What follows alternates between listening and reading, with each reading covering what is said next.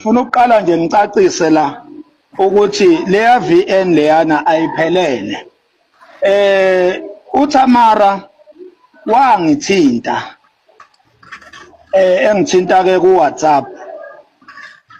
I think network ngeke isangihlupha.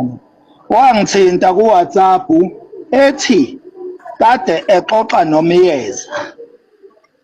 Ngifuna nje ukuyiqala lapho and then ngizohlehla ngifike lapha ekutheni yonke lento yayiqale kanjani from the start. Kodwa ngifuna ukuyiqala la sekune conflict khona and then masikhona isidingo sokuthi sihlehle siyoyilanda emuva siyohlehla masingekho that will be a save of time. So uTamara la engifonela khona ungifonela la khona yonke lento seyivalwa uyabona. La khona uMiyeza esedecide ngoba yonke lento yaqala uMiyeza iqalwanga uTamara. Lokho kunye abantu ekumele baku-underline ukuthi yonke lento yokukoleka izimali ayiqalwanga uTamara, yaqalwa uMiyeza. uTamara wayengazi lutho ngalento futhi wayengayilindele. Yaba isurprise ivideo engayenzela uTamara mina la khona ngangimbiza khona ngithi akaphuthume ku-inbox wami nizoyikhumbula leyo video leyo. Yaba isurprise kuTamara ngoba wayengazi nokuthi ngikhuluma ngani.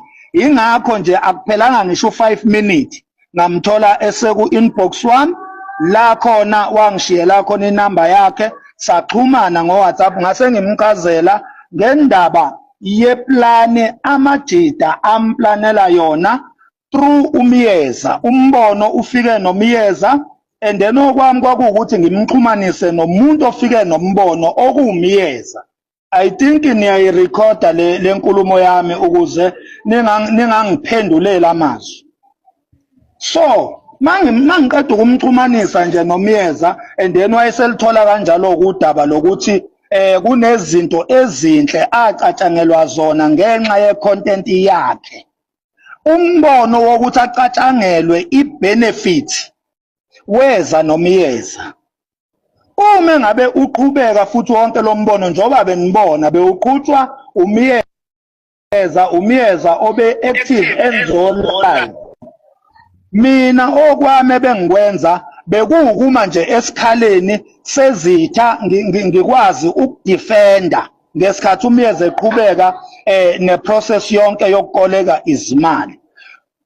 Lento isho ukuthini? Isho ukuthi uMiyeza noMakhanya ibona abebengabantu abahamba phambili kulento njengoba ubona ukuthi from ekuxhumaneni kwabo imina ngaxhumana noTamara and then from uTamara inamba kaMiyeza wayithola kumina noMiyeza inamba kaTamara wayithola kumina ukuze baxhumane. Okusho ukuthi mina ngafana nomxhumanisi nje kuphela kodwa umbono uqhamuke noMiyeza. Wawujabulela futhi uTamara umbono wawuthanda uyabona.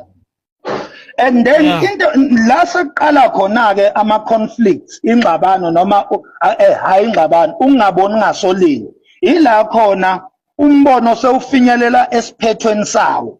La khona ke sekumele kube nelanga la kuzokwenziwa khona ulive uTamara azozibongela aphinde futhi ku-announce ukuthi imalini egcine ihlangene. Ilapho ke la kuqale khona inkinga uma ngabe uMiyeza esemnotifya phela uTamara before kwenziwe low live.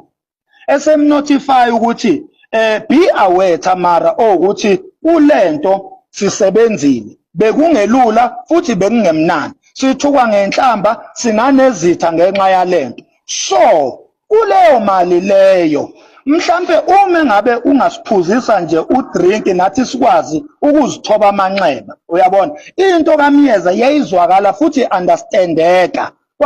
Kwakungekona ukuthi uMiyeza usefuna imali ekade ikolekela uTamara. Kodwa uMiyeza nje into ayivezayo waveza ukuthi njoba nizwa nje kwi-voice note uthi uMiyeza besebenza kunzima kungelula naye usenezitha ezizezahamba zaze zayofika emndenini wakhe. So uyadinga ukuthi umndeni wakhe naye awuthobe inhliziyo ukuthi nayi lento mhlawumbe afike nento enjengegrosa kanje ukuthi nayi into ibenefit noma isibonelo sento ekade sibhizi ngayo beningathukelwa nje amahhala kodwa bekunemishini ebesiphezukwayo uyabona ileyo nto enjenga akuyona ukuthi mhlambe lo mntwana bese somphuca imali njani njani cha le ndaba ka-2000 ingena kanjani na okushuthi ekubeni busy kukaMiyeza ngalento le uMiyeza bekhona uhlobo labantu ebekufuneke adrive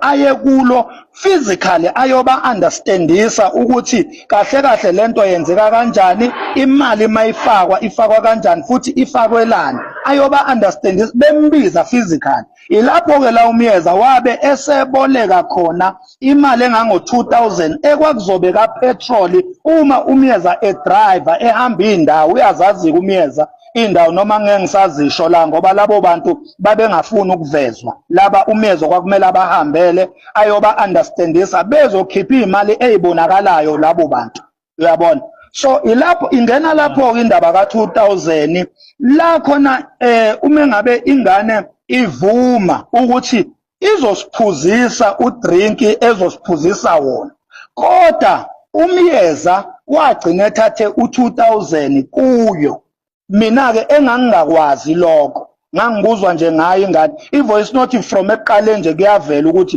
ivela nendaba ka-2000 mina ebengingayazi and then mina sengithi ke okay lo 2000 okhuluma ngayo mengabe uthi uMiyeza nanivumelene ukuthi uzowukhokha kulungile phela uMiyeza uzowukhokha u-2000 kodwa phela ukukhokha kwakhe kungaba ngendlela eziningi unga-eda kuwo umnike leyo drink lo umnikeza yona adding phezu kwalo 2000 noma ungenza noma ingayiphi indlela obona ngayo kodwa wona u2000 kumele ukhokhe mangabe nanivumelene uyabona kodwa ke sengithi mina ke emsebenzini ongaka uMiyeza awenzile not khumbula phela ukuthi kuyo yonke lento uMiyeza osebenzile la manje ukuthi emalini engango 50000 ubona ukuthi uMiyeza kumele umnikeze u2000 mina ngibona kukuncane kakhulu lokho noma ngathiwa kubizwa ngo-drink emalini engango 50000 ongayisebenzelanga